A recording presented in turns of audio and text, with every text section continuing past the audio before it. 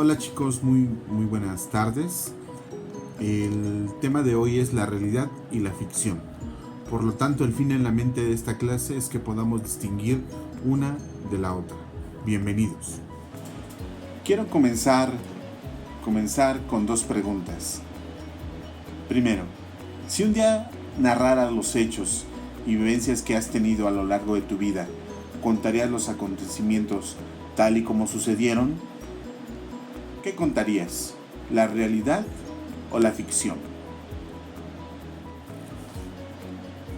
Para poder contestar a cabalidad estas preguntas, es importante distinguir la ficción de la realidad. Realidad son los hechos tal y como sucedieron. Es una historia en la que no agregamos nada. Nos apegamos a los acontecimientos tal y como han sucedido.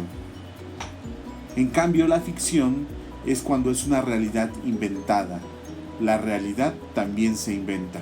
Es decir, no es algo que sucedió, pero sí es verosímil. Este concepto es importantísimo en la literatura, el concepto de verosimilitud. Por ejemplo, si leemos este cuento, se titula Ángeles, de Espido Freire. Apostados cada uno en una esquina de la cama, le veían cada noche rezar y dormir. Una vez quisieron mostrarse. El niño rompió a gritar y su madre trató de convencerle de que los monstruos no existían. Ellos bajaron la cabeza, avergonzados, y ocultaron su fealdad tras sus alas. Un cuentista, como podemos ver en este relato, construye una ficción con acontecimientos creíbles mediante la coherencia y la lógica. Por ejemplo, en este relato tenemos un aspecto de realidad y otro de ficción.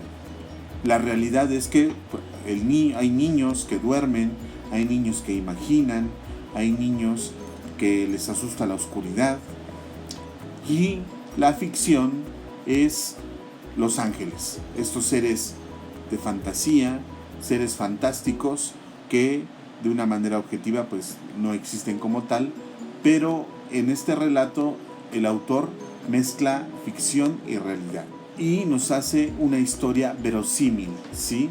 Verosímil quiere decir creíble, es una realidad construida por el autor. En esta habilidad para contar historias que sean creíbles es donde radica el arte de un cuentista, el arte de un buen contador de historias. Su arte es que pueda hacernos, convencernos de lo que nos está platicando es posible, aunque nos hable de gigantes, nos hable de hadas, nos hable de duendes, nos hable de seres fabulosos, pero siempre podemos creerlo porque su historia está perfectamente construida. Por ejemplo, nosotros leímos, la última obra que leímos fue la del gran gigante bonachón. En esta historia se mezcla ficción y realidad. Tenemos por una parte a una niña que es huérfana, que vive en un orfanato, que sufre, que vive en una ciudad que es Londres. Está la ficción.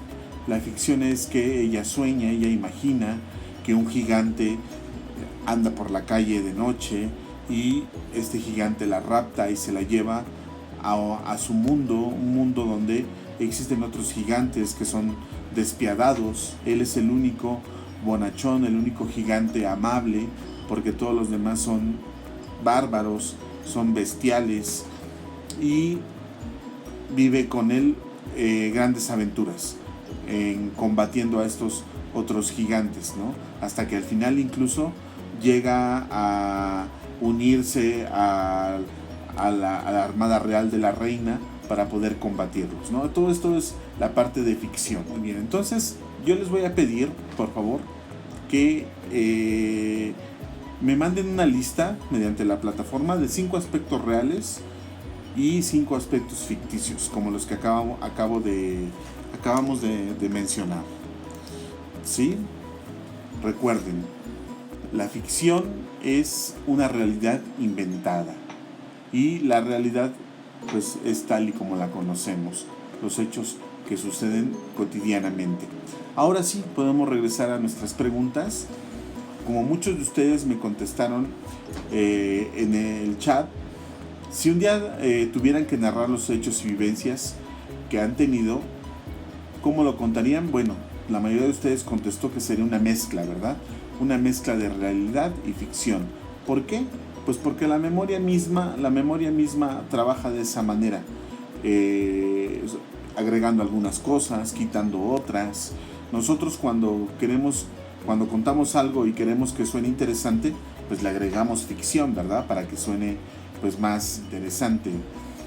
Contamos una mezcla de realidad y ficción, y no solo porque lo querramos hacer de esa manera, sino porque la memoria funciona así. La memoria a veces nos hace trampas, a veces nos construye recuerdos de cosas que solo creímos que sucedieron, pero no sucedieron en la realidad. Yo sé que a muchos de ustedes les ha pasado, ¿no? Bueno, entonces por favor repasen este tema, lean este cuento que es muy bonito, ¿no? Es desconcertante para los ángeles que se supone son un símbolo de bondad, de belleza. Pues en este caso no es así, porque el niño, al verlos, cuando ellos se muestran ante él, pues él se espanta. Él lo único que siente es horror y piensa que son unos monstruos, no unos seres angelicales. Y ellos, pues, decepcionados de sí mismos, se avergüenzan y ocultan su fealdad tras sus alas. Chicos, recuerden que también tienen actividades para su libro. Se les envió en un cronograma, pero también aquí en esta diapositiva están las actividades que deben realizar en su libro, como son responder las preguntas de la sección Analizo y leer un fragmento de un cuento que se llama El gato negro y contestar las preguntas correspondientes. Me dio mucho gusto saber que están bien, saludarlos y nos vemos en la siguiente clase. Cuídense mucho.